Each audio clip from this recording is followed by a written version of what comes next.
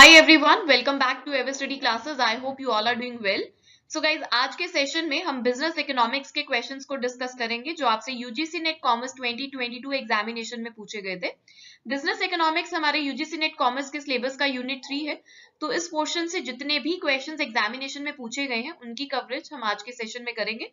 सभी क्वेश्चंस को डिटेल में डिस्कस करेंगे और साथ ही ये भी देखेंगे कि उन सभी क्वेश्चंस की कवरेज एवर स्टडी क्लासेस के कोर्स में कहाँ पर की गई है, ताकि अगर किसी टॉपिक को लेके आपका डाउट आता है तो आप उसे रेफर कर सकते हैं और ज्यादा डिटेल में जाके पढ़ सकते हैं। चलिए जी, स्टार्ट करते हैं अपनी डिस्कशन को। फर्स्ट क्वेश्चन हमारे सामने परफेक्ट कंपटीशन टॉपिक से रिलेटेड है। Question is which of the following statements are false regarding price and output determination under perfect competition. Perfect competition में जब प्राइस और आउटपुट से रिलेटेड डिसीजन लेते हैं, प्राइस एंड आउटपुट को डिटरमाइन करते हैं, तो कौन सी स्टेटमेंट्स यहाँ पर जो क्वेश्चन में दी गई हैं वो फॉल्स है। एग्जामिनेशन में सबसे पहला काम हमेशा आपका यही होता है कि क्वेश्चन को आप केयरफुली रीड करिए, क्वेश्चन को अच्छे से पढ़िए कि क्वेश्चन में आपसे फॉल्स स्टेटमेंट्स आइडेंटिफाई करने को बोला है या फिर करेक्ट स्टेटमेंट्स आइडेंटिफाई करने को बोला है। अब इस क्वेश्चन में आपको फॉल्स स्टेटमेंट्स आइडेंटिफाई करनी है। सो फर्स्ट स्टेटमेंट है अ firm is a price taker. So the statement is absolutely correct because perfect competition में फर्म्स जो होते हैं वो प्राइस टेकर होती हैं। डिमांड एंड सप्लाई जहां पर इंटरसेक्ट करते हैं वो पॉइंट जो है फर्म्स फॉलो करते हैं। ठीक है, so firm is a price taker. Next statement, in the long run, a firm is in equilibrium when its average revenue is equal to marginal revenue is equal to long run average cost is equal to long run marginal cost. So ये situation हमारी normal profits वाली है long run में। long run में perfect competition में जो firms होती हैं उन्हें हमेशा normal profits ही होता है। ठीक है, तो ये वाली जो सिचुएशन है ये नॉर्मल प्रॉफिट्स की है। सो ये स्टेटमेंट भी हमारी बिल्कुल ठीक है। Next statement, a firm is in equilibrium in the short run only when its average cost is equal to average revenue is equal to marginal revenue is equal to marginal cost. So perfect competition में जो firms होती हैं उन्हें short run में normal profits भी हो सकते हैं, लॉसेस भी हो सकते हैं, इकोनॉमिक प्रॉफिट्स यानी कि सुपर नॉर्मल प्रॉफिट्स भी हो सकते हैं। ठीक है, अब यहाँ पे वर्ड यूज किया गया ओनली, तो ऐसा नहीं है। शॉर्ट रन में a firm can earn normal profits, even losses भी इंकर हो सकते हैं और सुपर नॉर्मल प्रॉफिट्स भी अर्न कर सकते हैं। तो कोई भी सिचुएशन हो सकती है। ठीक है, सो ये स्टेटमेंट हमारी यहाँ पर गलत हो जाती है। Next statement, a firm reaches it's shutdown point when price goes below it's average cost. So shutdown point पे एक फर्म तब रीच करती है जब फर्म अपनी एवरेज वेरिएबल कॉस्ट को भी कवर नहीं कर पा रही है। एवरेज कॉस्ट यानी कि average variable cost plus average fixed cost. ठीक है, अगर फर्म एवरेज वेरिएबल कॉस्ट को भी कवर नहीं कर पा रही है, ठीक है, जब एवरेज रिवेन्यू जो है हमारा एवरेज वेरिएबल कॉस्ट से कम हो जाता है, तब फर्म जो है अपनी शटडाउन पॉइंट पे रीच करती है। तो ये स्टेटमेंट भी हमारी यहाँ पर गलत हो जाती है। Next statement, a firm fixes the price of its products when average revenue is equal to marginal revenue. So firm जो है अपना प्राइस, फर्म जो है प्रोडक्ट का प्राइस कब सेट करता है, जब वो इक्विलिब्रियम कंडीशन में होता है। इक्विलिब्रियम कंडीशन क्या कहती है कि एम आर एम सी के इक्वल होना चाहिए and M C cuts M R from below. ये कंडीशन होती है हमारी प्राइस एंड आउटपुट डिटर्मिनेशन की। सो यहाँ पे सिर्फ बोला गया A R is equal to M R. So again ये वाली स्टेटमेंट भी हमारी यहाँ पर गलत हो जाती है। सो ए और बी स्टेटमेंट्स हमारी करेक्ट है, सी डी ई हमारी फॉल्स स्टेटमेंट है। क्वेश्चन में आपसे फॉल्स स्टेटमेंट आइडेंटिफाई करने को बोला था, तो अकॉर्डिंगली करेक्ट आंसर हमारा यहाँ पर बनता है ऑप्शन 2। सी डी और ई स्टेटमेंट्स हमारी यहाँ पर फॉल्स है। सो आप देख सकते हैं कि क्वेश्चन में जितनी भी स्टेटमेंट्स पूछी गई हैं वो कोर्स में आपके साथ डिटेल में कवर की गई है। तो इस क्वेश्चन में गलती की कोई गुंजाइश नहीं थी मेरे अकॉर्डिंग, डायरेक्ट स्टेटमेंट्स थी परफेक्ट कंपटीशन के फीचर से रिलेटेड। चलिए जी, नेक्स्ट क्वेश्चन की तरफ बढ़ते हैं। Match the following based question है, दो लिस्ट आपको गिवन है। लिस्ट 1 में different objectives of business firms given है और लिस्ट 2 में डिफरेंट इकोनॉमिस्ट के नेम मेंशन किए हुए हैं, और आपको बताना है ये पर्टिकुलर ऑब्जेक्टिव कौन से इकोनॉमिस्ट ने सजेस्ट किया है या कौन से इकोनॉमिस्ट ने प्रपोज किया है। सो फर्स्ट हमें गिवन है sales revenue maximisation. Profit maximisation के बाद मॉडर्न थियरी में जो सबसे पहला ऑब्जेक्टिव हमारे माइंड में आता है वो है sales revenue maximisation. Sales revenue maximisation को प्रोफेसर डब्ल्यू.जे. बॉमल ने एक्सप्लेन किया था, उन्होंने इंट्रोड्यूस किया। उन्होंने बोला कि फर्म जब प्रॉफिट के एक्सेप्टेबल लेवल पर पहुंच जाते हैं, उसके बाद फर्म का जो मेन गोल होता है वो सेल्स रिवेन्यू को मैक्सिमाइज करना होना चाहिए। नेक्स्ट है maximisation of firms growth rate. इस ऑब्जेक्टिव को सबसे पहले मिसेस पेनरोज ने व्यू किया था, सबसे पहले मिसेस पेनरोज ने व्यू किया था, उसके बाद जाके रॉबिन मैरिस ने इस पर्टिकुलर ऑब्जेक्टिव को पूरी तरह से एक्सप्लेन किया, डिटेल में एक्सप्लेन किया। ठीक है, सो दोनों नेम्स इसी पर्टिकुलर ऑब्जेक्टिव के साथ एसोसिएटेड हैं, दोनों नेम्स आपने अपने माइंड में रखने हैं। सो इन्होंने बोला कि फर्म की जो सक्सेस होती है वो उसके ग्रोथ रेट पे डिपेंड करती है। अगर फर्म का ग्रोथ रेट अच्छा है तो इट मींस फर्म जो है वो सक्सेसफुल है। और ग्रोथ रेट को मेजर करने के बहुत सारे यार्डस्टिक्स होते हैं, डिफरेंट रेशियोज हम कैलकुलेट करते हैं, ठीक है, वो सब हम अपने कोर्स में कवर किया हुआ है ना। नेक्स्ट है लॉन्ग टर्म सर्वाइवल। इस ऑब्जेक्टिव को KW रॉथशील्ड ने प्रोपाउंड किया था। उन्होंने बोला कि फर्म को मैक्सिमाइजेशन ऑफ प्रॉफिट्स की जगह सिक्योर प्रॉफिट्स पे फोकस करना चाहिए। सिक्योर प्रॉफिट्स यानी कि लॉन्ग टर्म प्रॉफिट्स, या फिर सिक्योर प्रॉफिट्स का मतलब क्या हुआ कि हमारे पास कांस्टेंट फ्लो होना चाहिए प्रॉफिट्स का, ताकि फर्म की मार्केट में सर्वाइवल बनी रहे। और सेटिस्फाइंग बिहेवियर को एक्सप्लेन किया था साइरेड एंड मार्श ने, इन्होंने इंट्रोड्यूस किया था सेटिस्फाइंग बिहेवियर थ्योरी को। उन्होंने बोला कि फर्म में मल्टीपल ग्रुप्स होते हैं, जैसे प्रोडक्शन डिपार्टमेंट हो गया, सेल्स डिपार्टमेंट हो गया, इन्वेंट्री डिपार्टमेंट हो गया ना, तो मल्टीपल गोल्स होते हैं, मल्टीपल ग्रुप्स होते हैं और उनके मल्टीपल गोल्स होते हैं। तो टॉप मैनेजमेंट की ड्यूटी होती है उन सभी गोल्स को सेटिस्फाई करने की। ये हो गया हमारा सेटिस्फाइंग बिहेवियर थ्योरी, ठीक है। सो यहाँ पर आप मैचिंग देखिए क्या बनती है। ए हमारा 3 के साथ मैच होगा, बी हमारा 4 के साथ, सी 1 के साथ और डी हमारा मैच हो रहा है 2 के साथ। सो अकॉर्डिंगली ऑप्शन 1 जो है हमें करेक्ट मैचिंग प्रोवाइड कर रहा है और यही आंसर हमें एनटीए ने प्रोवाइड किया। ऑफिशियल की में भी यही आंसर दिया गया है, which is absolutely acceptable. So I hope इस क्वेश्चन को अटेम्प्ट करने में आपको किसी भी तरह की दिक्कत नहीं आई होगी। बहुत अच्छे से सभी ऑब्जेक्टिव्स को हमने डिटेल में कवर किया हुआ है कोर्स में। इजी क्वेश्चन पूछा गया, सिंपली आपको जस्ट मैचिंग करनी थी, बताना था कि कौन सा नेम कौन से ऑब्जेक्टिव के साथ एसोसिएटेड है। चलिए जी नेक्स्ट क्वेश्चन की तरफ बढ़ते हैं। Which of the following statements regarding the short-term theory of production and cost analysis are false? Again question को carefully read करिए, false statements आपको identify करनी है। theory of production और cost analysis से related कुछ statements यहाँ पर given है और आपको false statements identify करनी है। So first statement is economic rent is the same as economic profit. Economic rent क्या होता है? Difference between actual earnings and transfer earnings, ठीक है। एक्चुअल अर्निंग्स और ट्रांसफर अर्निंग्स का जो डिफरेंस है उसे इकोनॉमिक रेंट बोला जाता है। एक्चुअल अर्निंग्स क्या है? पर्टिकुलर फैक्टर ऑफ प्रोडक्शन को करंट ऑक्यूपेशन से एक्चुअली में कितनी अर्निंग्स हो रही है वो एक्चुअल अर्निंग्स है। लेट्स से जो हमारा फैक्टर ऑफ प्रोडक्शन है वो लेबर, सो पर्टिकुलर लेबर को करंट ऑक्यूपेशन से एक्चुअली में कितनी अर्निंग्स हो रही है वो एक्चुअल अर्निंग्स है, फैक्टर की एक्चुअल अर्निंग्स है। लेट्स से 1000 अर्निंग हो रही है। और ट्रांसफर अर्निंग क्या है? पर्टिकुलर लेबर को करंट ऑक्यूपेशन में रखने के लिए आपको मिनिमम कितना अमाउंट पे करना पड़ेगा, वो ट्रांसफर अर्निंग्स है, ठीक है। मिनिमम अमाउंट कितना पे करना पड़ेगा पर्टिकुलर लेबर को करंट ऑक्यूपेशन में रखने के लिए, वो ट्रांसफर अर्निंग्स है। तो इन दोनों के डिफरेंस को इकोनॉमिक रेंट बोला जाता है। सो यहाँ पे जो 500 है ये हमारा इकोनॉमिक रेंट है और इसे ही हम इकोनॉमिक प्रॉफिट भी बोलते हैं, ठीक है जी। So over and above the minimum amount is are economic rent और you can say economic profit. So first statement is absolutely correct, economic rent is the same as economic profit. Next is imputed cost is the rent of hired building. Imputed cost को implicit cost भी बोला जाता है।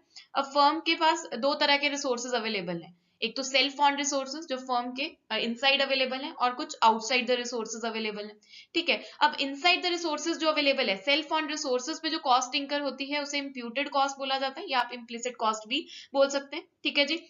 और firm के जो बाहर resources available है उन्हें जब आप यूज करते हैं, उन्हें जब आप हायर करते हैं, उसके लिए जो कैश आउटले हो रहा है उसे एक्सप्लिसिट कॉस्ट बोला जाता है, ठीक है। अब इस स्टेटमेंट में हायर्ड बिल्डिंग का रेंट पे किया जा रहा है, बिल्डिंग को हायर किया है और उसका रेंट पे किया जा रहा है, ठीक है ना। तो बिल्डिंग जो है उसे हायर किया हुआ है, मतलब कि फर्म के बाहर ये रिसोर्स अवेलेबल था, उसे रेंट पे लिया गया, उसका रेंट पे किया जा रहा है, तो कैश आउटले हो रहा है। तो ये क्या है? हमारी एक्सप्लिसिट कॉस्ट है, ना कि इम्प्यूटेड कॉस्ट है। सो बी स्टेटमेंट यहाँ पर हमारे पास गलत है। Next is when average cost is equal to marginal cost, average cost is minimum. D statement is when marginal cost is rising, average cost is greater than marginal cost. So C, D और E statement जो यहाँ पर हमें given है वो average cost और marginal cost के relationship से related है। तो better है कि पहले हम diagram बना लेते हैं, ठीक है, फिर इन statements को देखते हैं। So यहाँ पे ये हमारा AC है और ऐसे करके हमारे पास MC है, ठीक है। सो यहाँ पे जो मिनिमम जहाँ पे इंटरसेक्ट कर रहे होते हैं सबसे मिनिमम पॉइंट पे, वहां पे AC जो है वो MC के इक्वल होता है, ठीक है, और AC यहाँ पर मिनिमम होता है, ठीक है। सो सी स्टेटमेंट में गिवन है AC is equal to MC, AC is minimum, so ये स्टेटमेंट बिल्कुल ठीक है। Next is when MC is rising, AC is greater than MC। अब आप यहाँ पे देखिए जब हमारा MC राइज कर रहा है, MC जब हमारा इंक्रीज कर रहा है तो AC MC से बड़ा है, नहीं ये गलत है, MC AC से बड़ा है, ये ठीक है। सो यहाँ पे डी स्टेटमेंट हमारी गलत हो जाती है। And last is output is optimum when AC is equal to MC। बिल्कुल जहां AC और MC एक दूसरे को कट कर रहे हैं वहां पे जो हमारा आउटपुट होता है वो ऑप्टिमम होता है, ठीक है जी। सो ई स्टेटमेंट भी ठीक है। सो बी और डी स्टेटमेंट जो है यहाँ पर फॉल्स है। सो आप यहाँ पे देखिए करेक्ट ऑप्शन जो है हमारे पास ऑप्शन 2 बनेगा। ठीक है, बी और डी स्टेटमेंट्स यहाँ पर फॉल्स है। ठीक है जी। और ऑफिशियल आंसर की में भी हमें यही आंसर गिवन था, सो विच इज एब्सोल्युटली करेक्ट। ठीक है जी।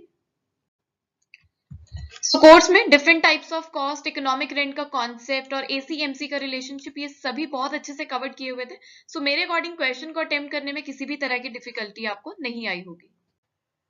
चलिए जी, नेक्स्ट क्वेश्चन है Sweeze's kinked demand curve model to explain the price and output determination relates to which type of market structure। बहुत ही सिंपल क्वेश्चन आपसे यहाँ पे पूछा गया है। Sweeze's kinked demand curve model बहुत ही फेमस मॉडल है। इनमें से कौन से मार्केट स्ट्रक्चर की प्राइस और आउटपुट को डिटरमाइन करने में हेल्प करता है? Option 1 perfect competition, option 2 monopolistic competition, option 3 monopoly, option 4 oligopoly. So इस मॉडल को हम ओलिगोपोली मार्केट स्ट्रक्चर में पढ़ते हैं। ठीक है, ओलिगोपोली फर्म्स की जो प्राइस और आउटपुट है वो इस मॉडल के थ्रू एनालाइज की जाती है, इस मॉडल के थ्रू आइडेंटिफाई की जाती है। सो करेक्ट आंसर यहाँ पे हमारा बनेगा ऑप्शन 4। तो बहुत ही डायरेक्ट क्वेश्चन यहाँ पे आपसे पूछा गया है और ऑफिशियल की में भी यही आंसर दिया गया है, विच इज एब्सोल्युटली करेक्ट। हाँ जी, so the kinked demand curve model was explained by Paul Sweezy. काफी फेमस मॉडल है, one of the famous model है ओलिगोपोली मार्केट स्ट्रक्चर का। उन्होंने एक्सप्लेन किया कि ओलिगोपोली मार्केट स्ट्रक्चर की फर्म्स के प्राइस एंड आउटपुट को कैसे इस मॉडल के थ्रू डिटरमाइन किया जाता है। सो मेरे अकॉर्डिंग इस क्वेश्चन को अटेम्प्ट करने में कोई गलती की गुंजाइश नहीं थी। ऊपर ऊपर से क्वेश्चन था, कोई कंसेप्चुअल अंडरस्टैंडिंग यहाँ पर आपकी अप्लाई नहीं हो रही है। सिंपली आपको आइडेंटिफाई करना था कि ये जो पर्टिकुलर डिमांड कर्व मॉडल है कौन सी मार्केट स्ट्रक्चर के साथ एसोसिएटेड है। Right, so easy to attempt question था बिल्कुल। चलिए जी, नेक्स्ट क्वेश्चन हमारे सामने, which one of the following production is a long term production function. तो आपको ऑप्शंस में कुछ प्रोडक्शन फंक्शंस गिवन है और आपको long term production function identify करना है। आप सबने कॉप डॉगलेस प्रोडक्शन फंक्शन का नाम सुना है। Cobb Douglas production function commonly use long term production function. So basically यहाँ पर आपको कॉप डॉगलेस प्रोडक्शन फंक्शन की फॉर्म को ही आइडेंटिफाई करना है। सो ऑप्शन 2 में जो हमें प्रोडक्शन फंक्शन गिवन है वो कॉप डॉगलेस प्रोडक्शन फंक्शन की ही फॉर्म है। ठीक है, दो इनपुट्स यूज किए जाते हैं यहाँ पे, labour and capital. L stands for labour and के स्टैंड्स फॉर कैपिटल। उसके बाद जो कैपिटल ए है, अल्फा और बीटा जो ये पॉजिटिव कांस्टेंट है। इसी के बेसिस पे हम पता लगाते हैं कि इंक्रीजिंग रिटर्न्स टू स्केल है, कांस्टेंट रिटर्न्स टू स्केल है, या फिर डिक्रीजिंग रिटर्न्स टू स्केल है। अगर alpha plus beta greater than 1 होता है तो वो इंक्रीजिंग रिटर्न्स टू स्केल कहलाता है। अल्फा प्लस बीटा अगर इक्वल टू 1 आता है तो वो कांस्टेंट रिटर्न्स टू स्केल कहलाता है। और अगर alpha plus beta less than 1 होता है तो उसे डिक्रीजिंग रिटर्न्स टू स्केल बोला जाता है। ठीक है, सो कुछ मुश्किल नहीं था इस क्वेश्चन को अटेम्प्ट करने में। जस्ट आपको लॉन्ग टर्म प्रोडक्शन फंक्शन यहाँ पर मेंशन कर दिया, कॉप डॉगलेस प्रोडक्शन फंक्शन की जगह लॉन्ग टर्म प्रोडक्शन फंक्शन यहाँ पे मेंशन कर दिया। तो आपको याद रखना है कि जो हमारा कॉप डॉगलेस प्रोडक्शन फंक्शन है वो हमारी commonly used long term production function की ही फॉर्म है। ठीक है जी, सो करेक्ट आंसर यहाँ पे बनेगा ऑप्शन 2। हाँ जी, तो यहाँ देखिए कोर्स में हमने कॉप डॉगलेस के टॉपिक को काफी डिटेल में कवर किया हुआ है। आपको बताया गया था कि शॉर्ट रन प्रोडक्शन फंक्शन में law of variable proportion operate करता है और लॉन्ग रन प्रोडक्शन फंक्शन में रिटर्न्स टू स्केल ऑपरेट करता है। और कॉप डॉगलेस जो है it is one of the long run production form जो हमें डिटरमाइन करने में हेल्प करता है कि इंक्रीजिंग रिटर्न्स टू स्केल होगा, कांस्टेंट रिटर्न्स टू स्केल होगा, या फिर डिक्रीजिंग रिटर्न्स टू स्केल होगा। और आपको क्वेश्चन में बोला गया था कि आपको लॉन्ग रन प्रोडक्शन फॉर्म को आइडेंटिफाई करना है। So Cobb Douglas production function is one of the commonly used long run production form. Okay, now moving forward to the next question. Which one of the following is not the assumption for consumer behavior based on the cardinal utility approach? Cardinal utility approach के assumption से related यहाँ पर आपसे question पूछा गया है। आपको बताना है कि इनमें से कौन सी assumption कार्डिनल यूटिलिटी अप्रोच की नहीं है या कौन सी assumption करेक्ट नहीं है कार्डिनल यूटिलिटी अप्रोच के लिए। कार्डिनल यूटिलिटी अप्रोच कहती है कि यूटिलिटी को आप मेजर कर सकते हैं, यूटिलिटी को क्वांटिटेटिव टर्म्स में एक्सप्रेस कर सकते हैं। आप बता सकते हैं कि पिज्जा कंज्यूम करने से आपको लेट्स से 50 यूटिल्स की सेटिस्फेक्शन हो रही है और बर्गर कंज्यूम करने से आपको 30 यूटिल्स की सेटिस्फेक्शन हो रही है। तो यहाँ पे आप क्या कर रहे हैं, यहाँ आप यूटिलिटी को क्वांटिटेटिव टर्म्स में एक्सप्रेस कर रहे हैं। ऐसा कार्डिनल यूटिलिटी अप्रोच बोलता है। ठीक है जी, अब देखिए assumption क्या दी गई है यहाँ पर हमें। फर्स्ट में बोल रहा है मैक्सिमाइजेशन ऑफ सेटिस्फेक्शन, ये बिल्कुल ठीक है। एक rational consumer always want maximum satisfaction, this is the correct assumption। Next is utility cardinal measurable, बिल्कुल कार्डिनल यूटिलिटी अप्रोच में आप यूटिलिटी को क्वांटिटेटिव टर्म्स में एक्सप्रेस कर सकते हैं, मेजर कर सकते हैं। Next diminishing margin utility of money, this is not the correct assumption because margin utility of money को हम कॉन्स्टेंट मान के चलते हैं, डिमिनिशिंग की जगह यहाँ पर कॉन्स्टेंट होना चाहिए था। तो ये assumption यहाँ पर हमारी गलत हो जाती है। Last is utility is additive, ये assumption भी ठीक है बिल्कुल। एक कॉमोडिटी के इंडिविजुअल डिफरेंट यूनिट्स कंज्यूम करने से जो यूटिलिटी आपको गेन हो रही है उसका आप समेशन कर सकते हैं, ठीक है ना, टोटल यूटिलिटी आप कैलकुलेट कर सकते हैं, तो यूटिलिटी एडिटिव है, ये भी बिल्कुल ठीक है। सो जो हमें ऑप्शन 3 में एजम्पशन दी गई है वो गलत है, सो करेक्ट आंसर यहाँ पे आपका बनेगा ऑप्शन 3। बिल्कुल ही डायरेक्ट क्वेश्चन पूछा गया कार्डने यूटिलिटी अप्रोच के एजम्पशन से रिलेटेड, और इन सभी एजम्पशंस को हमने कोर्स में काफी अच्छे से डिटेल में कवर भी किया हुआ है। चलिए जी नेक्स्ट क्वेश्चन की तरफ बढ़ते हैं। विच one of the following is not the assumption for consumer behaviour based on the ordinal utility theory. अभी जस्ट हमने कार्डिनल यूटिलिटी थ्योरी का क्वेश्चन अटेम्प्ट किया था, अब आपसे ऑर्डिनल यूटिलिटी थ्योरी के एजम्पशन से रिलेटेड क्वेश्चन पूछा गया। आपको बताना है कि इनमें से ऑर्डिनल यूटिलिटी थ्योरी की एजम्पशन कौन सी नहीं है। कार्डिनल यूटिलिटी थ्योरी हमें कहता है कि कंज्यूमर की यूटिलिटी को आप मेजर कर सकते हैं, क्वांटिटेटिव टर्म्स में एक्सप्रेस कर सकते हैं, और ऑर्डिनल यूटिलिटी थ्योरी हमें कहती है कि आप कंज्यूमर की यूटिलिटी को मेजर नहीं कर सकते हैं, बिकॉज यूटिलिटी जो है वो एक साइकोलॉजिकल कॉन्सेप्ट है, तो आप उसे क्वांटिटेटिव टर्म्स में एक्सप्रेस नहीं कर सकते हैं, ठीक है। ऐसा हमारा ऑर्डिनल यूटिलिटी थ्योरी भी होता है। ऑर्डिनल यूटिलिटी थ्योरी को इंडिफरेंस कर्व एनालिसिस से भी जाना जाता है, हिक्सन इंडिफरेंस कर्व एनालिसिस भी बोला जाता है, बिकॉज इस थ्योरी को हिक्स एंड एलन ने पूरी तरह से एक्सप्लेन किया था। ऑप्टिमल चॉइस थ्योरी भी इसी का ही नाम है, और न्यू क्लासिकल थ्योरी भी इसी का ही नाम है, ठीक है। तो ये सभी नेम्स भी आपको याद रखने हैं। सो फर्स्ट एजम्पशन दी गई है rationality of the consumer, consumer rational है, बिल्कुल ऐसा एज्यूम किया जाता है। इवन ये तो इकोनॉमिक्स की बेसिक एजम्पशंस है, ठीक है ना, तो इकोनॉमिक्स की बेसिक एजम्पशंस इकोनॉमिक के हर थ्योरी हर लॉ पे एप्लीकेबल है, तो ये बिल्कुल ठीक है। नेक्स्ट है यूटिलिटी ओनली ऑर्डिनली मेजरेबल, ये भी ठीक है, यूटिलिटी को आप ऑर्डिनली मेजर कर सकते हैं, बिकॉज जो हमारी यूटिलिटी है वो साइकोलॉजिकल कॉन्सेप्ट है, सब्जेक्टिव टर्म है, तो यूटिलिटी को आप क्वांटिटेटिव टर्म्स में एक्सप्रेस नहीं कर सकते हो, आप जस्ट कंज्यूमर के प्रेफरेंसेस की रैंकिंग कर सकते हैं। ऑर्डर में आप बता सकते हैं कि आपको पिज्जा ज्यादा पसंद है या फिर आपको बर्गर ज्यादा पसंद है, ठीक है ना, आप ये बता सकते हैं पिज्जा कितना पसंद है या बर्गर कितना पसंद है, पिज्जा बर्गर से कितना ज्यादा पसंद है, ये नहीं आप बता सकते, आप जस्ट ये बता सकते हैं कि पिज्जा मुझे फर्स्ट नंबर पे पसंद है और बर्गर मुझे सेकंड नंबर पे पसंद है, आप कंज्यूमर के प्रेफरेंसेस की रैंकिंग कर सकते हैं। Next is satiety of demand. So this is not the correct assumption, because non-satiation of demand ये मान के चलते हैं, because consumer always want more of a commodity. Consumer हमेशा higher indifference curve की तरफ move करना चाहता है, ठीक है ना, जैसे अगर ये indifference curve है तो consumer हमेशा इस indifference curve पे पहुंचना चाहता है, he always want more of a commodity. So ये assumption हमारी यहाँ पर गलत हो जाती है। Next है diminishing margin rate of substitution, ये बिल्कुल ठीक है। diminishing margin rate of substitution हमें बताता है कि किस रेट पे आप कॉमोडिटी X को कॉमोडिटी Y के साथ एक्सचेंज कर रहे हैं, ठीक है ना। X की कंजम्पशन को जब आप एडिशनल यूनिट उसका बढ़ा रहे हैं तो Y के कितने यूनिट्स आप गिरा रहे हैं, Y के कितने यूनिट सेक्रीफाइस कर रहे हैं, उस रेट को diminishing margin rate of substitution बोला जाता है, तो ये भी हमारी करेक्ट एजम्पशन है, ठीक है। सो थर्ड जो हमें एजम्पशन दी गई है, it is not the correct assumption for consumer behaviour based on the ordinal utility theory, so accordingly correct answer हमारा यहाँ पे बनेगा option 3। So again direct question था बिल्कुल ऑर्डिनल यूटिलिटी थ्योरी की असम्पशन से रिलेटेड, और सभी असम्पशंस को कोर्स में भी आपके साथ बहुत अच्छे से कवर किया हुआ है। चलिए जी आगे बढ़ते हैं। Next question is which of the following economic identities measure the degree of monopoly in an industry. आपको बताना है इनमें से कौन सी इकोनॉमिक आइडेंटिटीज इंडस्ट्री में मोनोपोली पावर या डिग्री ऑफ मोनोपोली को मेजर करने के लिए यूज की जाती है। सो फर्स्ट इज स्टेकलबर्ग मॉडल, ये हमारा ओलिगोपोली मार्केट स्ट्रक्चर से रिलेटेड है। नेक्स्ट कॉन्सेंट्रेशन रेशियो, इसे यूज किया जाता है डिग्री ऑफ मोनोपोली डिटरमाइन करने के लिए। नेक्स्ट है डिफ्यूजन इंडेक्स, ये वन ऑफ द मेजर नहीं है डिग्री ऑफ मोनोपोली को डिटरमाइन करने के लिए।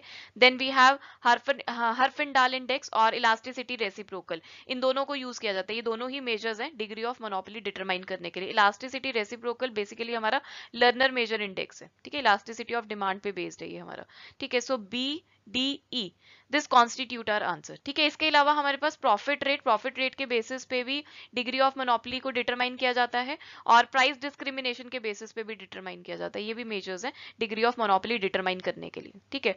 सो यहाँ पे हमारा आंसर बनेगा ऑप्शन 4 BDE, ठीक है जी। हाँ जी, तो मोनोपोली पावर को मेजर करने के तरीके कौन कौन से हैं वो आपको आइडेंटिफाई करने थे, तो जस्ट अगर आपको नेम भी पता थे ना तो आप इजीली इस क्वेश्चन को अटेम्प्ट कर सकते थे, क्योंकि एज सच किसी मेजर की पर्टिकुलरली बात नहीं की गई थी क्वेश्चन में, और कोर्स में भी आप देख सकते हैं सभी मेजर्स का जिक्र आपके साथ किया गया था। So again according to me it was a direct question, कोई लॉजिक या कोई कॉन्सेप्चुअल अंडरस्टैंडिंग यहाँ पर आपकी अप्लाई नहीं हो रही थी। चलिए जी अगला सवाल, मैच द फॉलोइंग बेस्ड है, तो लिस्ट आपको गिवन है। लिस्ट 1 में फर्म्स के रिवेन्यू कर्व की शेप के बारे में बात की गई है और लिस्ट 2 में मार्केट स्ट्रक्चर हमें गिवन है और आपको बताना है कि ये पर्टिकुलर शेप जो है रिवेन्यू कर्व की वो कौन से मार्केट स्ट्रक्चर में प्रिवेल करती है। So first is kinked revenue curve. Kinked revenue curve oligopoly market structure में देखने को मिलती है। सो ए हमारा 3 के साथ मैच होगा। Next is infinitely elastic straight line curve. ऐसी शेप जो है डिमांड कर्व की या रिवेन्यू कर्व की वो परफेक्ट कंपटीशन में देखने को मिलती है। परफेक्ट कंपटीशन में जो फर्म्स होती हैं वो प्राइस टेकर होती है। सो डिमांड एंड सप्लाई जहां पे इंटरसेक्ट करते हैं वही पॉइंट फर्म्स को फॉलो करना पड़ता है। ठीक है, सो स्ट्रेट लाइन होती है parallel to the X axis, horizontal straight line which is infinitely elastic. ठीक है, सो बी हमारा 2 के साथ मैच करेगा। Next is relatively less elastic curve. ऐसा कर्व मोनोपोली मार्केट स्ट्रक्चर में देखने को मिलता है बिकॉज मोनोपोली मार्केट स्ट्रक्चर में जो फर्म्स होती है वो यूनिक प्रोडक्ट्स के साथ डील करती है जिनके सब्सटीट्यूट्स अवेलेबल नहीं होती है। सो जो कस्टमर्स होते हैं उनके पास ज्यादा ऑप्शंस अवेलेबल नहीं होते, ज्यादा सब्सटीट्यूट अवेलेबल नहीं होते, इसलिए जो डिमांड कर्व होती है, जो रिवेन्यू कर्व होती है वो लेस इलास्टिक होती है। राइट, और लास्ट है रिलेटिवली हाई इलास्टिक कर्व। ऐसा कर्व मोनोपोलिस्टिक कॉम्पिटिशन में देखने को मिलता है। ठीक है, बिकॉज ज्यादा सब्सटीट्यूट्स अवेलेबल होते हैं। ज्यादा सब्सटीट्यूट्स अवेलेबल होने की वजह से जो रिवेन्यू कर्व होती है वो ज्यादा इलास्टिक होती है। ठीक है, और आप बोल सकते हैं कि ज्यादा फ्लैटर होती है as comparison to the monopoly market structure. ठीक है, तो डी हमारा मैच करेगा यहाँ पर 1 के साथ। सो अकॉर्डिंगली करेक्ट मैचिंग जो है हमें ऑप्शन 1 से मिल रही है। ए मैच होगा 3 के साथ, बी 2 के साथ मैच करेगा, सी हमारा 4 के साथ मैच होगा और डी हमारा 1 के साथ मैच करेगा। और यही आंसर ऑफिशियल की में भी दिया गया है विच इज एब्सोल्युटली एक्सेप्टेबल।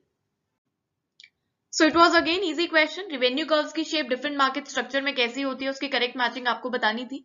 और कोर्स में भी इवन रिवेन्यू कर्व्स का एक सेपरेट लेक्चर आपको दिया गया है, उसमें भी कवर्ड है ये सब। और इंडिविजुअली डिफरेंट मार्केट स्ट्रक्चर के जो टॉपिक हमने कवर किया हुआ है उसमें भी ये सब आपको करवाया गया। सो मेरे अकॉर्डिंग गलती के कोई चांसेस नहीं थे यहाँ पर।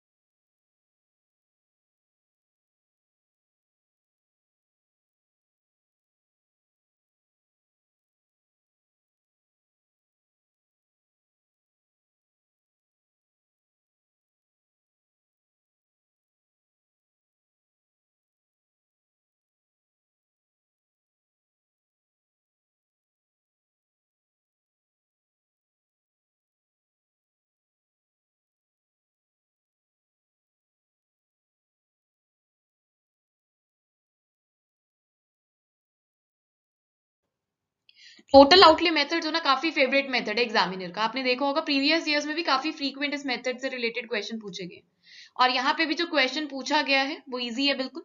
कोर्स में भी काफी अच्छे से हमने कवर किया हुआ है। इवन इस मेथड की प्रैक्टिस भी हमने बहुत की हुई है क्वेश्चंस के थ्रू, है ना, तो गलती के कोई चांसेस यहाँ पे बनते ही नहीं थे। चलिए जी अगला सवाल। Total revenue of a business firm increases as long as option 1 price elasticity of demand greater than 1, option 2 price elasticity of demand will be equal to 1, option 3 price elasticity of demand less than 1 and option 4 is price elasticity of demand less than 0। So आपसे question में पूछा गया है कि business firm का जो total revenue है वो कब तक बढ़ेगा। उसके कॉरेस्पॉन्डेंस जो इलास्टिसिटी ऑफ डिमांड का कॉफिशिएंट है वो आपको बताना है। तो बेसिकली यहाँ पर आपका टोटल रिवेन्यू और इलास्टिसिटी ऑफ डिमांड का जो रिलेशनशिप है वो अप्लाई होगा। ठीक है, आपको इलास्टिसिटी ऑफ डिमांड का कॉफिशिएंट यहाँ पर आइडेंटिफाई करना है। तो इसके लिए हम ये वाला डायग्राम यूज करेंगे। इस क्वेश्चन को अटेम्प्ट करने के लिए हम इस डायग्राम को यूज करेंगे। अब यहाँ पे देखिए, ये कर्व हमारे पास टोटल रिवेन्यू की है और यहाँ पे हमारे पास इलास्टिसिटी ऑफ डिमांड की कर्व गिवन है। अब यहाँ पर देखिए, elasticity of demand greater than 1 है, तब हमारा जो टोटल रिवेन्यू है इंक्रीज कर रहा है। ठीक है, तो जब तक elasticity of demand greater than 1 है, टोटल रिवेन्यू हमारा इंक्रीज कर रहा है। या ऐसे भी आप बोल सकते हैं टोटल रिवेन्यू हमारा इंक्रीज करेगा जब तक elasticity of demand greater than 1 है। उसके बाद जब इलास्टिसिटी ऑफ डिमांड यूनिटरी है, इक्वल टू 1 है, तो हमारा टोटल रिवेन्यू मैक्सिमम है। और जब elasticity of demand less than 1 है, तो टोटल रिवेन्यू ने फॉल करना शुरू कर दिया, टोटल रिवेन्यू जो है हमारा डिक्लाइन करेगा। ठीक है, अब सिंपली ये वाला रिलेशनशिप आपका यहाँ पर अप्लाई हो रहा है। आपसे क्वेश्चन में पूछा गया total revenue of a business firm increases as long as, आप यहाँ पे देखिए उसके कॉरेस्पॉन्डेंस टोटल रिवेन्यू हमारा इंक्रीज कर रहा है जब तक इलास्टिसिटी ऑफ डिमांड हमारी ग्रेटर देन 1 है। सो यहाँ पे करेक्ट आंसर हमारा बनेगा ऑप्शन नंबर 1। तो आई होप जो भी कंफ्यूजन्स थी आपके माइंड में इस क्वेश्चन को लेके वो अब खत्म हो गई होगी। और आप देख सकते हैं यहाँ पर टोटल रिवेन्यू और इलास्टिसिटी ऑफ डिमांड के रिलेशनशिप को हमने बहुत अच्छे से कवर किया हुआ है कोर्स में, रिवेन्यू एनालिसिस वाले लेक्चर में। चलिए जी, अगला सवाल मैच द फॉलोइंग बेस्ड है। लिस्ट 1 में आपको डिफरेंट गुड्स की नेचर गिवन है, normal goods, inferior goods, luxury goods and necessities. और लिस्ट 2 में आपको इनकम इलास्टिसिटी ऑफ डिमांड दिया गया है, डिफरेंट कोएफिशिएंट्स दिए गए हैं इलास्टिसिटी ऑफ डिमांड के। और आपको बताना है कि इनकम के बढ़ने से या कम होने से उस पर्टिकुलर गुड की डिमांड पे क्या इफेक्ट पड़ेगा। ठीक है, कैसे रिस्पॉन्ड करेगी उस पर्टिकुलर गुड की डिमांड, क्या इलास्टिसिटी कोएफिशिएंट यहाँ पर रहने वाला है। सबसे पहले इंफीरियर गुड्स को देखते हैं। इंफीरियर गुड्स का इनकम के साथ नेगेटिव रिलेशनशिप होता है। इनकम अगर बढ़ेगी तो इंफीरियर गुड्स की डिमांड कम हो जाती है, इनकम अगर कम होगी तो इंफीरियर गुड्स की डिमांड बढ़ जाती है। नेगेटिव इनकम इलास्टिसिटी में बढ़ते हैं और इसका जो कॉफिशिएंट होता है वो क्या होता है हमारे पास, लेस देन 0, नेगेटिव होता है। ठीक है ना, तो इंफीरियर गुड बी हमारा मैच करेगा 4 के साथ। ठीक है, इसके बाद नॉर्मल गुड्स और लग्जरी गुड्स ये दोनों ही पॉजिटिव इनकम इलास्टिसिटी में हम पढ़ते हैं। यानी कि अगर इनकम बढ़ेगी कंज्यूमर की तो नॉर्मल गुड्स की डिमांड भी बढ़ेगी और लग्जरी गुड्स की भी डिमांड बढ़ेगी। अगर हम सिंपल रेफ्रिजरेटर की बात करते हैं और एक जगह हम बात करते हैं 5 डोर या 6 डोर वाला रेफ्रिजरेटर है, ये लग्जरी गुड्स में आ गया और सिंपल रेफ्रिजरेटर हमारा नॉर्मल गुड्स में आ गया। तो अगर कंज्यूमर की इनकम बढ़ रही है तो नॉर्मल गुड्स की डिमांड भी बढ़ेगी, लेकिन जो उसकी इलास्टिसिटी है वो लेस इलास्टिक है as comparison to the luxury goods की इलास्टिसिटी। ठीक है, तो इसलिए नॉर्मल गुड्स का जो इलास्टिसिटी कॉफिशिएंट होता है वो ग्रेटर देन 0 होता है। होता तो पॉजिटिव है लेकिन ग्रेटर देन 0 होता है, लेकिन लग्जरी गुड्स का जो कॉफिशिएंट होता है वो ग्रेटर देन 1 रहता है। ठीक है जी, इसके बाद नेसेसिटीज आ गया। नेसेसिटीज वैसे हम जीरो इनकम इलास्टिसिटी में पढ़ते हैं, यानी कि इनकम के बढ़ने से या कम होने से नेसेसिटीज की डिमांड पे कोई फर्क नहीं पड़ता, लाइक सॉल्ट है या मेडिसिन है। ठीक है, और इसे हम जीरो इनकम इलास्टिसिटी में पढ़ते हैं और इसकी इलास्टिसिटी जो है वैसे 0 to 1 भी वेरी कर सकती है। ठीक है जी, तो अकॉर्डिंगली करेक्ट मैचिंग हमें ऑप्शन 1 प्रोवाइड कर रहा है। ए 2 के साथ मैच होगा, बी 4 के साथ, सी 1 के साथ और डी 3 के साथ। और यही आंसर हमें ऑफिशियल की में भी दिया गया है। और कोर्स में भी आप देख सकते हैं इनकम इलास्टिसिटी की सभी टाइप्स या आप कह सकते हैं सभी डिग्रीज जो हैं आपके साथ डिटेल में डिस्कस की गई थी। चलिए जी, अगला सवाल, the pricing practice to extract all of the consumer surplus from consumers to maximise the total revenue and profits from the sale of a particular quantity of a product is called. So basically यहाँ पर आपको वो pricing practice identify करनी है जिसमें seller पूरा का पूरा कंज्यूमर सरप्लस कैप्चर कर लेता है, पूरा का पूरा कंज्यूमर सरप्लस एक्सट्रैक्ट कर सकता है कंज्यूमर से एक पर्टिकुलर क्वांटिटी प्रोडक्ट की बेचने पर, ताकि उसका टोटल रिवेन्यू मैक्सिमाइज हो जाए और प्रॉफिट्स भी मैक्सिमाइज हो जाए। ऑप्शंस गिवन है, first degree price discrimination, second degree price discrimination, third degree price discrimination और पेनिट्रेशन प्राइसिंग। हमने सभी प्राइसिंग स्ट्रैटेजीज बहुत अच्छे से कवर की हुई है ना। इवन प्राइस डिस्क्रिमिनेशन की तीनों डिग्रीज को भी बहुत अच्छे से कवर किया हुआ है। फर्स्ट डिग्री प्राइस डिस्क्रिमिनेशन की बात करें तो ये वो प्राइसिंग प्रैक्टिस होती है जिसमें देखा जाता है कि कंज्यूमर जो है किसी पर्टिकुलर प्रोडक्ट के लिए मैक्सिमम कितना प्राइस पे करने के लिए विलिंग है। ये प्रैक्टिस मेनली हमारी जो बिडिंग होती है, ऑक्शंस होती है, उसमें की जाती है। कोई एक्सक्लूसिव प्रोडक्ट जो वो बिडिंग पे लगाया गया है ना, तो बोली लगाई जाती है, तो देखा जाता है कि कंज्यूमर जो है मैक्सिमम उस प्रोडक्ट के लिए कितना प्राइस पे करने के लिए तैयार है, उस प्राइस पे प्रोडक्ट को बेचा जाता है। और यहाँ पर क्या होता है कि कंज्यूमर सरप्लस जो है पूरा का पूरा कैप्चर किया जाता है, एक्सट्रैक्ट किया जाता है, और इसी को ही परफेक्ट प्राइस डिस्क्रिमिनेशन भी बोला जाता है। और क्वेश्चन में भी आपसे यही पूछा गया था कि कौन सी प्राइसिंग प्रैक्टिस में कंज्यूमर सरप्लस एक्सट्रैक्ट किया जाता है पूरी तरीके से या कंज्यूमर सरप्लस कैप्चर किया जाता है, तो वो है हमारा फर्स्ट डिग्री प्राइस डिस्क्रिमिनेशन। तो आंसर यहाँ पे ऑप्शन 1 बनेगा। बाकी डिग्रीज की भी बात कर लेते हैं। सेकेंड डिग्री प्राइस डिस्क्रिमिनेशन में क्या होता है कि यहाँ पे डिफरेंट प्राइस चार्ज किया जाता है डिफरेंट क्वांटिटी कंज्यूमर जो कंज्यूम कर रहे हैं। जैसे राइस के 1000 बैग्स जा रहे हैं तो उसके लिए अलग प्राइस चार्ज किया जाएगा, अगर 50 बैग्स जा रहे हैं तो उसका प्राइस अलग होगा। तो according to the lot size या according to the quantity consume जो है डिफरेंट प्राइस कंज्यूमर से चार्ज किया जाता है, उसे सेकंड डिग्री प्राइस डिस्क्रिमिनेशन बोला जाता है। ठीक है, क्वांटिटी कंज्यूम्ड लॉट के बेसिस पे, बल्क बेसिस पे जब हम डिसाइड करते हैं प्राइस को, वो सेकंड डिग्री प्राइस डिस्क्रिमिनेशन होता है। और थर्ड डिग्री प्राइस डिस्क्रिमिनेशन होता है कि जब हम इंटायर मार्केट को सब मार्केट्स में डिवाइड कर लेते हैं। ठीक है, किसी कैरेक्टरिस्टिक के बेसिस पे, जैसे इनकम ग्रुप के बेसिस पे आपने कर दिया या लाइफस्टाइल के बेसिस पे आपने इंटायर मार्केट को डिफरेंट सब मार्केट्स में डिवाइड कर लिया, और डिफरेंट सब मार्केट्स जो हमने बनाई है उनसे अलग अलग प्राइस चार्ज करना, डिफरेंट प्राइस चार्ज करना, उसे थर्ड डिग्री प्राइस डिस्क्रिमिनेशन बोला जाता है। और पेनिट्रेशन प्राइसिंग क्या होती है? पेनिट्रेशन प्राइसिंग में कोई नया प्रोडक्ट लॉन्च किया है फर्म ने, उसके लिए आप इनिशियली लो प्राइस चार्ज कर रहे हैं कस्टमर से, तो उसे पेनिट्रेशन प्राइसिंग बोला जाता है, क्योंकि आप मार्केट शेयर गेन करना चाहते हैं, ज्यादा से ज्यादा कस्टमर्स अट्रैक्ट करना चाहते हैं। ठीक है, आई होप सभी प्राइसिंग स्ट्रैटेजीज आपको क्लियर है। यहाँ पर तो आपसे कंज्यूमर सरप्लस जब पूरी तरह से एक्सट्रैक्ट कर लेता है सेलर, उस प्राइसिंग प्रैक्टिस की बात की गई थी, तो वो है हमारा first degree price discrimination. So answer is going to be option 1। हाँ जी, तो बिल्कुल ही डायरेक्ट क्वेश्चन पूछा गया डिग्रीज ऑफ प्राइस डिस्क्रिमिनेशन से रिलेटेड, और आप देख सकते हैं इसे कोर्स में भी आपके साथ कवर किया गया था। चलिए जी, अगला सवाल। When a monopolist switches from charging a single price to the perfect price discrimination, it reduces option 1 the quantity produced, option 2 the firm's profit, option 3 consumer surplus and option 4 is total surplus. Again price discrimination topic से related question आपसे पूछा गया है। आपसे पूछा गया है कि मोनोपोलिस्ट जो है पहले सिंगल प्राइस चार्ज कर रहा था। ठीक है, सिंगल प्राइस जो है वो प्रिवेल कर रहा था मार्केट में, सभी कंज्यूमर्स को वही प्राइस पे करना पड़ रहा था। ठीक है, अब मोनोपोलिस ने स्विच कर लिया है अपनी प्राइसिंग प्रैक्टिस को, अब वो परफेक्ट प्राइस डिस्क्रिमिनेशन पे स्विच हो गया, यानी कि फर्स्ट डिग्री प्राइस डिस्क्रिमिनेशन पे। फर्स्ट डिग्री प्राइस डिस्क्रिमिनेशन कहती है कि कोई कंज्यूमर जो है किसी पर्टिकुलर प्रोडक्ट के लिए मैक्सिमम कितना प्राइस पे करने के लिए रेडी है, वो प्राइस चार्ज किया जाता है जब कस्टमर से, उसे फर्स्ट डिग्री प्राइस डिस्क्रिमिनेशन बोला जाता है। ठीक है, अब क्वेश्चन में बोला कि इससे अगर स्विच कर दिया है सिंगल प्राइसिंग प्रैक्टिस से, वो परफेक्ट प्राइस डिस्क्रिमिनेशन प्रैक्टिस पे अगर आ गया है, तो उससे क्या होगा? It reduces the quantity produced, firms profit, consumer surplus या फिर टोटल सरप्लस। अब बात को समझो, यहाँ पे पहले सिंगल प्राइस चार्ज किया जा रहा था कंज्यूमर से, तो प्रॉफिट मार्जिन ज्यादा था, और मोनोपोली फर्म्स तो वैसे भी हाई प्राइस चार्ज करते हैं एक्सक्लूसिव प्रोडक्ट्स के लिए, यूनिक प्रोडक्ट्स होते हैं, कोई क्लोज सब्स्टिट्यूट्स तो अवेलेबल नहीं होता। तो जब मार्जिन ज्यादा है तो कंज्यूमर सरप्लस ज्यादा होगा यहाँ पर। अब जब उसने अपने आप को स्विच कर लिया फर्स्ट डिग्री प्राइस डिस्क्रिमिनेशन पे, तो कंज्यूमर सरप्लस यहाँ पे रिड्यूस हो जाएगा, क्योंकि यहाँ पे हमें देखना कि कंज्यूमर मैक्सिमम प्राइस कितना पे करने के लिए रेडी है उस प्रोडक्ट के लिए।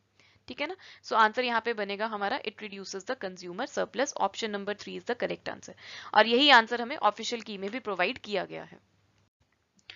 हाँ जी, इस क्वेश्चन में बस एक छोटा सा ट्विस्ट था, आपसे डायरेक्टली नहीं पूछा गया डिग्रीज ऑफ प्राइस डिस्क्रिमिनेशन को लेके, बट ऐसा कुछ डिफिकल्ट भी नहीं पूछा गया क्वेश्चन में, बस एनालिटिकल अंडरस्टैंडिंग आपकी अप्लाई होनी थी, अदरवाइज सभी प्राइसिंग प्रैक्टिस आपके साथ कोर्स में कवर्ड है।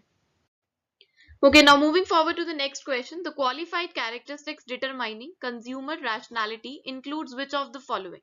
आपसे पूछा गया है कि कंज्यूमर की रैशनैलिटी को इनमें से कौन सी कैरेक्टरिस्टिक्स क्वालिफाई कर रही है, कौन सी विशेषताएं क्वालिफाई कर रही है। सिंपली आपको बताना है कि एक रैशनल कंज्यूमर कौन होता है। ठीक है ना, कंज्यूमर की रैशनैलिटी की पहचान कैसे होगी, कौन से फीचर्स इनमें से बता रहे हैं कि कंज्यूमर रैशनल है। सो सिंपली अगर आपको डिफाइन करना हो कि रैशनल कंज्यूमर कौन होता है, तो आप कैसे डिफाइन करेंगे?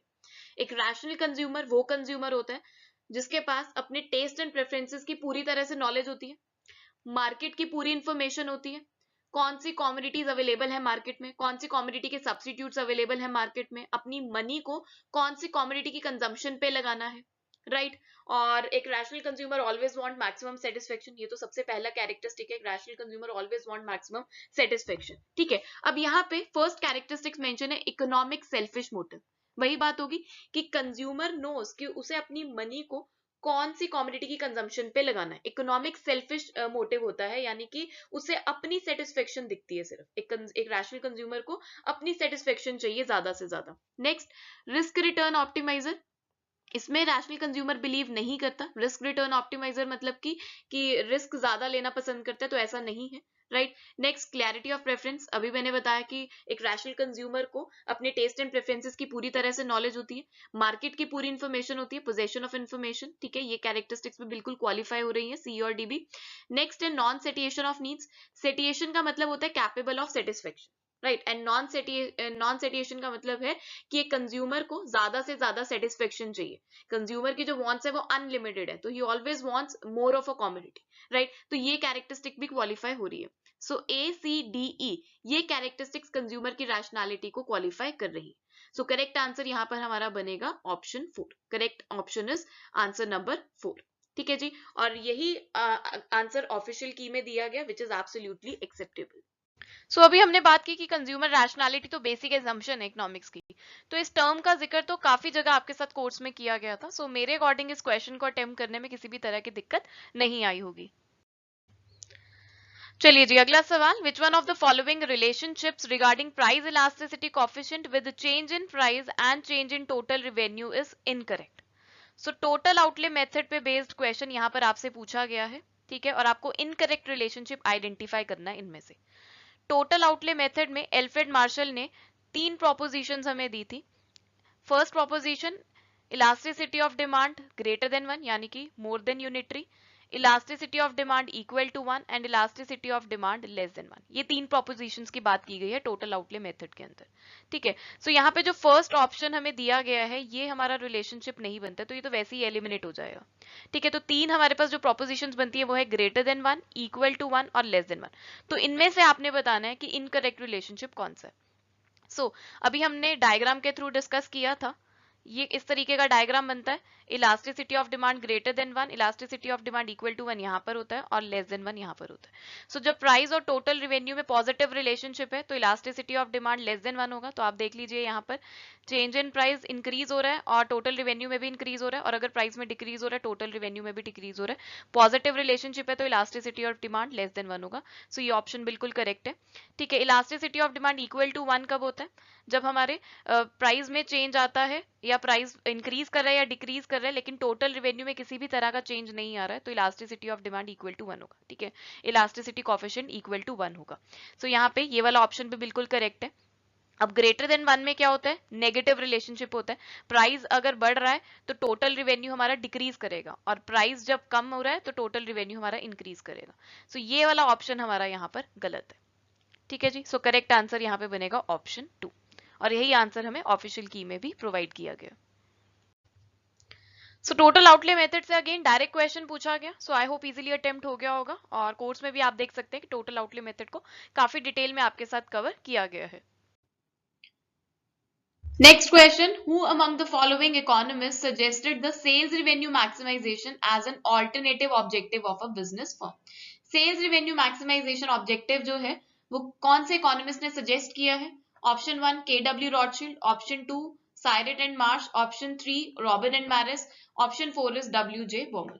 सो अभी हमने डिस्कस किया था सेल्स रिवेन्यू मैक्सिमाइजेशन को प्रोफेसर WJ बॉमल ने इंट्रोड्यूस किया है, KW रॉथशील्ड ने लॉन्ग टर्म सर्वाइवल ऑब्जेक्टिव को इंट्रोड्यूस किया, साइरेट एंड मार्श ने बिहेवियरल थियरी के बारे में बात की थी, रॉबिन मैरिस ने फर्म्स के ग्रोथ रेट को मैक्सिमाइज करने की बात की थी, ठीक है। सो करेक्ट आंसर यहाँ पे बनेगा ऑप्शन 4। अगेन डायरेक्ट क्वेश्चन था, बिल्कुल सिंपली आपको सेल्स रिवेन्यू मैक्सिमाइजेशन किसने दी है वो बताना था, और कोर्स में सभी ऑब्जेक्टिव्स ऑफ बिजनेस फर्म्स जो आपके साथ अच्छे से कवर किए गए हैं। चलिए जी, अगला सवाल असर्शन रीजनिंग बेस्ड है। असर्शन में हमें स्टेटमेंट गिवन है, every perfectly competitive firm in the long run earns normal profits only. पहले इंडिविजुअली हम दोनों स्टेटमेंट्स को देख लेते हैं जो असर्शन और रीजन में गिवन है, ठीक है। इंडिविजुअली जब हम देख लेंगे कि दोनों करेक्ट है या नहीं है, फिर उसके बाद हम आएंगे कि क्या रीजन करेक्ट एक्सप्लेनेशन है असर्शन का या नहीं है, ठीक है। सो फर्स्ट स्टेटमेंट में बोला गया है कि परफेक्टली कॉम्पिटिटिव फर्म्स जो होती हैं वो लॉन्ग रन में नॉर्मल प्रॉफिट्स ही अर्न करती हैं सिर्फ। देखिए दो तरह के पीरियड होते हैं, शॉर्ट रन पीरियड और long run period.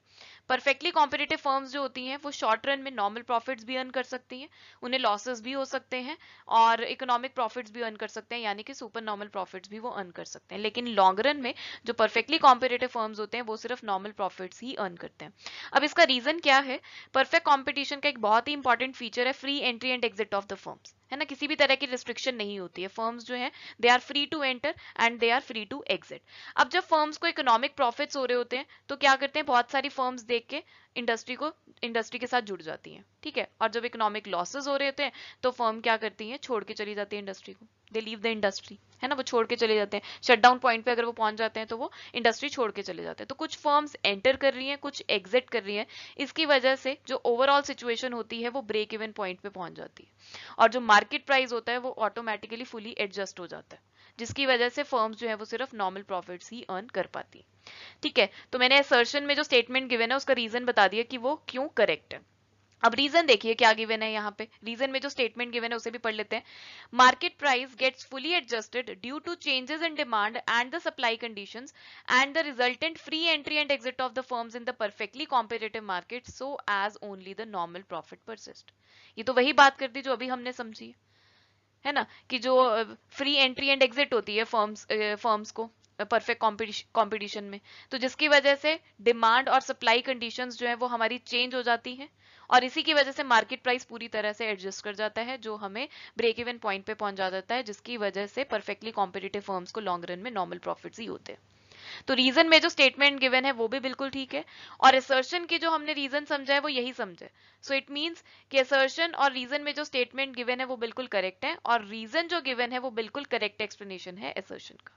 So accordingly correct answer हमारा यहाँ पे बनेगा ऑप्शन नंबर 1, और यही आंसर हमें ऑफिशियल की में भी दिया गया है। सो बिल्कुल ही सिंपल क्वेश्चन था, assertion reasoning based, perfect competition के फीचर्स से रिलेटेड, इजीली आइडेंटिफाई कर पा रहे थे कि रीजन करेक्ट एक्सप्लेनेशन है या नहीं है, और परफेक्ट कंपटीशन के फीचर्स डिटेल में आपके साथ बहुत अच्छे से कवर्ड है कोर्स में, तो अगेन आई थिंक इसमें भी कोई गलती के चांसेस नहीं थे। चलिए जी अगले सवाल की तरफ बढ़ते हैं।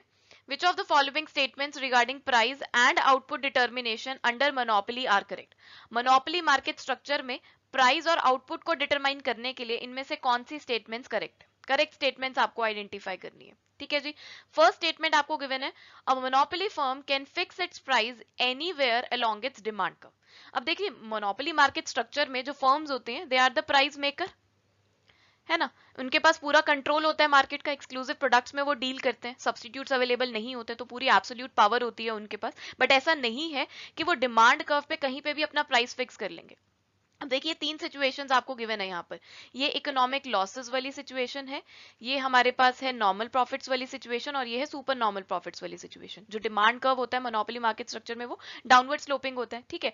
अब तीनों सिचुएशन में आप देखिए जो प्राइस सेट किया गया है वो मार्जिनल कॉस्ट से अबव है, मार्जिनल कॉस्ट कहीं यहाँ पर आ रही है, मार्जिनल कॉस्ट कहीं यहाँ पर आ रही है जहां MC is equal to M R है, ठीक है, क्वांटिटी जो प्रोड्यूस किया जा रहा है उसके लिए एमसी यहाँ पर है, लेकिन सभी सिचुएशन में जो प्राइस है वो अबव मार्जिनल कॉस्ट है। तो ये कंडीशन रहती है, जो मोनोपोली मार्केट स्ट्रक्चर में फर्म्स होते हैं वो अपना प्राइस जो है मार्जिनल कॉस्ट से अबव सेट करते हैं, तो ये स्टेटमेंट हमारी यहाँ पर गलत हो जाती है, ऐसा नहीं है कि डिमांड कर्व पे कहीं पे भी वो सेट कर लेंगे, ठीक है जी।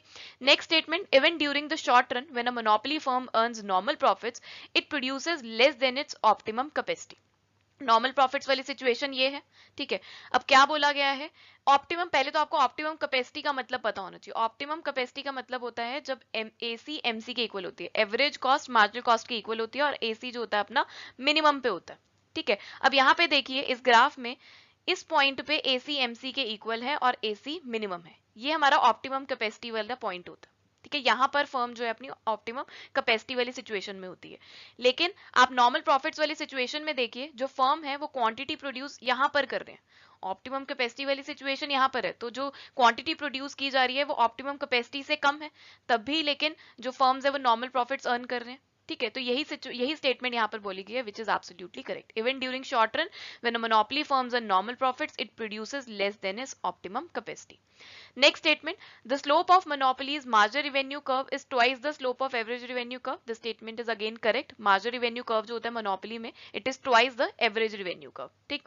Next is price discrimination is possible only when demand curves are identical in two markets. ऐसा नहीं होता, price discrimination तभी possible होता है जब elasticity of demand, जब demand curves जो होते हैं वो different होते हैं different markets पे, ठीक है जी। Next, equilibrium price of a monopolist is always higher than that of a perfectly competitive firm. ये स्टेटमेंट भी बिल्कुल ठीक है। परफेक्टली कॉम्पिटिटिव फर्म में जो फर्म्स होते हैं वो प्राइस टेकर होते हैं, तो डिमांड एंड सप्लाई जहां पे इंटरसेक्ट करती है वो पॉइंट फॉलो किया जाता है। तो यहाँ पर जो हमारा प्राइस होता है वो एमसी के इक्वल होता है, ठीक है, और एमआर भी यहाँ पे इक्वल होता है। तो price is equal to MC होता है परफेक्टली कॉम्पिटिटिव मार्केट में, लेकिन जो मोनोपोली फर्म्स है उसमें प्राइस जो होता है वो मार्जिनल कॉस्ट से अबव होता है, ठीक है। तो इक्विलिब्रियम प्राइस जो monopolist is always higher than that of the perfectly competitive firm. So यहाँ पे हमारी करेक्ट स्टेटमेंट्स बनती हैं बी, सी और ई। अकॉर्डिंगली करेक्ट ऑप्शन यहां पर बनेगा हमारा ऑप्शन नंबर 4, और यही आंसर हमें ऑफिशियल की में भी प्रोवाइड किया गया है। सो काफी इंटरेस्टिंग स्टेटमेंट्स पूछी गई मोनोपोली मार्केट स्ट्रक्चर से रिलेटेड। ऐसा नहीं था कि मुश्किल है, सभी स्टेटमेंट्स इजी थी और आपके साथ कवर्ड भी हैं कोर्स में। और अब ना वैसे भी ज्यादा फ्रीक्वेंसी स्टेटमेंट बेस्ड क्वेश्चंस की आपको देखने में मिली होगी एग्जामिनेशन में। उसका रीजन यही है कि सिलेबस की कवरेज अच्छे से हो जाती है, एग्जामिनेशन में टॉपिक ज्यादा कवर हो जाते हैं और आपकी नॉलेज जो है वो मैक्सिमम टू मैक्सिमम टेस्ट हो जाती है। चलिए जी अगला सवाल, a price ceiling below the equilibrium price possibly leads to which of the following. Price ceiling का जिक्र यहाँ पर किया गया है। दो कॉन्सेप्ट्स हम पढ़ते हैं, प्राइस सीलिंग और प्राइस फ्लोर। प्राइस सीलिंग में क्या होता है, मैक्सिमम प्राइस जो गवर्नमेंट ने इम्पोज किया है कि मैक्सिमम आप कंज्यूमर से इतना ही प्राइस चार्ज कर सकते हैं, इससे ज्यादा प्राइस आप चार्ज नहीं कर सकते हैं, और ये मेनली बेसिक नेसेसिटी वाली जो कॉमोडिटीज होती हैं उनके लिए होता है। और प्राइस फ्लोर में क्या होता है, मिनिमम प्राइस जो गवर्नमेंट इम्पोज करी है कि कम से कम इतना प्राइस तो आपको चार्ज करना ही पड़ेगा कंज्यूमर से, और ये मेनली एग्रीकल्चर प्रोडक्ट्स के लिए होता है, ठीक है। अब इस डायग्राम में देखिए यहाँ पे प्राइस सीलिंग हमारा यहाँ पर आता है इक्विलिब्रियम प्राइस से बिलो, और प्राइस फ्लोर जो होता है वो हमारा इक्विलिब्रियम प्राइस से अबव होता है, ठीक है। अब प्राइस सीलिंग होने की वजह से मार्केट पे उसका क्या इंपैक्ट पड़ता है, मार्केट पे उसका इंपैक्ट पड़ेगा कि या तो ब्लैक मार्केटिंग में चले जाएंगे प्रोड्यूसर्स, ठीक है, कि देखो कंज्यूमर बार बार प्रोड्यूसर के पास जा रहा है मस्टर्ड ऑयल लेने के लिए, वो कह रहा है कि अवेलेबल नहीं है, अवेलेबल नहीं है, तो दूसरा तीसरा पर्सन आता है, वो कहता है मुझसे ले लो बट थोड़े से ज्यादा पैसे आपको देने पड़ेंगे, है ना। तो यहाँ पे क्या है, ब्लैक मार्केटिंग हो रही है और शॉर्टेज ऑफ कॉमोडिटी, ठीक है जी। तो ये इंपैक्ट रहता है प्राइस सीलिंग का मार्केट के ऊपर। सो आंसर यहाँ पे हमारा बनेगा option number 3, A and C only are correct, ठीक है जी। हाँ जी, तो प्राइस सीलिंग और प्राइस फ्लोर दोनों ही कॉन्सेप्ट्स कोर्स में कवर्ड है, आपके साथ बहुत अच्छे से डिस्कस किया हुआ है प्राइस सीलिंग या प्राइस फ्लोर का क्या इंपैक्ट पड़ता है मार्केट पे। अगला सवाल असर्शन रीजनिंग बेस्ड है। असर्शन में हमें स्टेटमेंट गिवन है, substitution effect is usually much larger than the income effect, और रीजन में बोला गया है consumer usually spends only a small portion of his income on any one commodity. अब देखिए स्टेटमेंट में बोला कि सब्स्टिट्यूशन इफेक्ट इनकम इफेक्ट से ज्यादा है, यूजुअली ऐसे होता है, और उसका रीजन क्या दिया गया है कि कंज्यूमर अपनी इनकम का स्मॉल पोर्शन किसी कमोडिटी पे लगा रहा है। तो जब अपनी इनकम का स्मॉल पोर्शन वो किसी कमोडिटी पे लगा रहा है तो वो कौन सी कमोडिटीज होती हैं जनरली, जैसे टूथपेस्ट हो गया, ठीक है, या फिर जैसे कोई फेस वॉश हो गया, सोप हो गया, ये सब इस पे हमारा स्मॉल पोर्शन लगता है इनकम का, ठीक है। अब इनके सब्सटीट्यूट्स भी बहुत सारे अवेलेबल होते हैं, तो यहाँ पे जो सब्सटीट्यूशन इफेक्ट होता है वो इनकम इफेक्ट से बड़ा है ना, क्योंकि स्मॉल पोर्शन लग रहा है इनकम का, और सब्सटीट्यूशन इफेक्ट हमें ज्यादा देखने को मिल रहा है, आप बहुत जल्दी जो है किसी और टूथपेस्ट पे स्विच कर सकते हैं, ठीक है। तो यहाँ पे असर्शन में जो स्टेटमेंट गिवन है वो भी करेक्ट है, और रीजन में जो स्टेटमेंट गिवन है वो भी करेक्ट है। सो यहाँ पे करेक्ट आंसर, करेक्ट ऑप्शन हमारा बनेगा ऑप्शन नंबर 1, और यही आंसर हमें ऑफिशियल की में भी प्रोवाइड किया गया है। इस क्वेश्चन का आंसर तो ना क्वेश्चन में ही दिया हुआ था, आपको बोला कि इनकम इफेक्ट कम है सब्सटीट्यूशन इफेक्ट से, और उसका रीजन दिया क्योंकि consumer small portion of income लगा रहा है कमोडिटी पे। तो जब स्मॉल पोर्शन ऑफ इनकम लगा रहा है तो ऑब्वियस है कि सब्सटीट्यूशन इफेक्ट का ज्यादा असर पड़ेगा, है ना। तो बस ऑन द स्पॉट आपकी कंसेप्चुअल अंडरस्टैंडिंग कितनी काम कर रही है ना, सब उसी की गेम है, अदरवाइज हमने सब समझा हुआ है अपनी क्लासेस में, सब कवर किया हुआ है अपनी क्लासेस में। चलिए जी अगला सवाल, logically sequence the following economic entities और you can say economic identities in understanding the theory of consumer choice. Consumer choice की थ्योरी को समझने के लिए इन इकोनॉमिक आइडेंटिटीज का क्या सीक्वेंस फॉलो किया जाता है। आपको बेसिकली ये जो इकोनॉमिक एंटिटीज गिवन है उन्हें लॉजिकल सीक्वेंस में अरेंज करना है, जो थ्योरी ऑफ कंज्यूमर चॉइस को अंडरस्टैंड करने के लिए यूज किया जाता है। सबसे पहले यूटिलिटी एनालिसिस की बात करते हैं हम लोग, ठीक है। देन उसके बाद इंडिफरेंस कर्व एनालिसिस समझा जाता है। देन उसके बाद हम बात करते हैं बजट लाइन की, और उसके बेसिस पे कंज्यूमर इक्विलिब्रियम डिटरमाइन किया जाता है, राइट। एंड लास्ट में डिमांड कर्व एनालिसिस पर हम लोग आते हैं। सो ऑप्शन 2 जो है हमें करेक्ट सीक्वेंस यहाँ पर प्रोवाइड कर रहा है, सबसे पहले utility analysis, then D indifference curve analysis, A budget line, E हमारे पास है कंज्यूमर इक्विलिब्रियम, और सी लास्ट में demand curve analysis. So correct answer here is option number 2, और यही ऑफिशियल की में आंसर हमें दिया गया है। सो गाइज ये सभी इकोनॉमिक आइडेंटिटीज आपके साथ कोर्स में कवर्ड है, एंड इवन कोर्स में इन टॉपिक्स को इसी सीक्वेंस में करवाया गया है, बिकॉज कंज्यूमर चॉइस को समझने के लिए यही सीक्वेंस फॉलो किया जाता है। चलिए अगला सवाल, if the firms are competitive and profit maximising the demand curve for labour is determined by which of the following. So इनमें से लेबर की डिमांड कर्व जो है वो हम किसकी हेल्प से डिटरमाइन कर सकते हैं? सो जो मार्जिनल प्रोडक्ट ऑफ लेबर की जो वैल्यू होती है वही हमें लेबर की डिमांड कर्व प्रोवाइड करती है। सो करेक्ट आंसर यहाँ पे बनेगा ऑप्शन नंबर 2। हाँ जी, तो प्रोडक्शन डिसीजन के टॉपिक में आपके साथ ये डिस्कस किया गया था लॉ ऑफ वेरिएबल प्रोपोर्शन में, कि जो मार्जिनल प्रोडक्ट कर्व की वैल्यू होती है it is actually the demand curve for labour. Next question, in the case of two production inputs which one of the following is not a property of isoquants? isoquants को production indifference curves भी बोला जाता है। so आपको identify करना है इनमें से isoquant की प्रॉपर्टी कौन सी नहीं है। फर्स्ट इज नेगेटिव स्लोप, ये बिल्कुल करेक्ट है, नेगेटिव स्लोप होता है because diminishing margin rate of technical substitution. ठीक है, next is concave to the point of origin, ये गलत है बिकॉज जो आइसोक्वांट कर्व होता है वो कॉन्वेक्स होता है, it is convex to the point of origin. Next is non intersecting and non tangible, ये ठीक है बिल्कुल, and upper isoquant represent the higher level of output, ये भी बिल्कुल करेक्ट प्रॉपर्टी है आइसोक्वांट की। सो इनकरेक्ट प्रॉपर्टी कौन सी है? ऑप्शन नंबर 2 में जो दी गई है। ठीक है जी, सो करेक्ट आंसर यहाँ पे है ऑप्शन नंबर 2। सो अगेन बिल्कुल ही डायरेक्ट क्वेश्चन पूछा गया आपसे आइसोक्वांट की प्रॉपर्टी से रिलेटेड, और कोर्स में भी काफी अच्छे से कवर्ड है ये सभी प्रॉपर्टीज। सो आई होप कि इस क्वेश्चन को भी अटेम्प्ट करने में किसी तरह की प्रॉब्लम नहीं आई होगी। चलिए जी अगला सवाल मैच द फॉलोइंग का है। दो लिस्ट आपको गिवन है, लिस्ट 1 में इकोनॉमिक फ्रेमवर्क्स दिए गए हैं, Stackelberg model, Nash equilibrium, Peter strategic framework और प्रिजनर्स डायलेमा। लिस्ट 2 में इन सभी फ्रेमवर्क्स की डिस्क्रिप्शन दी गई है और आपको करेक्ट मैचिंग बतानी है। सो फर्स्ट स्टेकलबर्ग मॉडल, ये हमारा ओलिगोपॉली का मॉडल है। इवन जो हमारे ये सभी फ्रेमवर्क्स दिए गए हैं वो सभी ओलिगोपॉली मार्केट स्ट्रक्चर से रिलेटेड है। जो हमारा स्टेकलबर्ग मॉडल है वो कहता है कि दो तरह की फर्म्स होती हैं, एक होता है leader firm and the others are the follower firms. Leader firms जो होती है वो एक्सपीरियंस्ड फर्म होती है, उसके पास इकोनॉमीज ऑफ स्केल की एडवांटेज होती है और उसके पास जो मार्केट शेयर होता है वो भी ज्यादा होता है। ठीक है ना, क्योंकि लीडर फर्म है तो वो सबसे पहले मूव करती है और डिसाइड करती है कि कितना आउटपुट प्रोड्यूस करना है, और फिर फॉलोवर फर्म्स जो है उसके बाद उसके उनके बेसिस पे डिसाइड करते हैं कि कितना प्रोड्यूस करना है। ठीक है, सो जो फर्स्ट मूव होता है वो लीडर फर्म्स का होता है एंड आफ्टरवर्ड्स जो है हमारे फॉलोवर फर्म्स मूव करती हैं। सो यहाँ पे देखिए ए हमारा मैच करेगा अकॉर्डिंगली 3 के साथ। फर्म्स आर डिस्प्रोपोर्शनेटली पावरफुल, जो मार्केट लीडर होता है makes the first move and captures 2/3 of the market share. ठीक है, पहला मूव करेंगे तो मार्केट शेयर भी ज्यादा कैप्चर करेंगे and while follower firms gets only a third of the market share. So A हमारा मैच होगा 3 के साथ।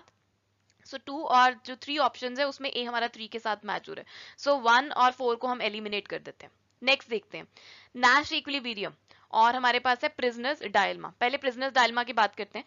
प्रिजनर्स डायलेमा में डोमिनेंट स्ट्रैटेजी फॉलो की जाती है। अब डोमिनेंट स्ट्रैटेजी क्या कहती है कि जो प्लेयर होते हैं वो अपना सेल्फ इंटरेस्ट देखते हैं, ऑप्टिमल स्ट्रैटेजी डिसाइड करते हैं कि उनके लिए बेस्ट क्या है, no matter what others are doing, कि उनके ओपोनेंट्स क्या कर रहे हैं, उनके राइवल्स क्या कर रहे हैं, उससे कोई फर्क नहीं पड़ता, उनके लिए जो बेस्ट है वो स्ट्रैटेजी वो डिसाइड करते हैं। ऑप्टिमल स्ट्रैटेजी मतलब कि अपने सेल्फ इंटरेस्ट में वो देखते हैं कि उनके लिए ऑप्टिमल स्ट्रैटेजी क्या है।